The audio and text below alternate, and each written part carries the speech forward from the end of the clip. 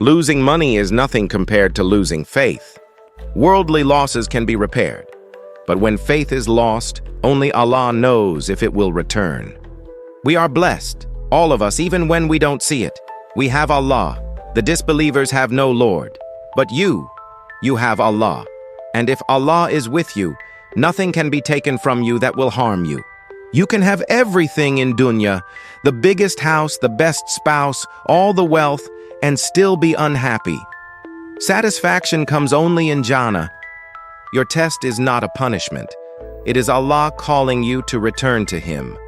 Allah does not burden a soul beyond what it can bear. Your calamity is not the worst. Someone else always has a greater hardship. Why make your situation worse by being impatient? Patience brings Allah's mercy. Impatience brings only His displeasure. The Prophet ﷺ said that the greatest calamity for every Muslim is his death, because by losing him, we lost our direct connection to revelation, guidance, comfort, and leadership. In hardship, you must choose: return to Allah and walk toward Jannah, or sink deeper into pain and let it destroy you.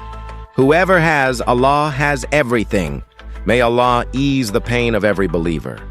May He turn every hardship into a path back to Him, and may He never make our calamity in our religion.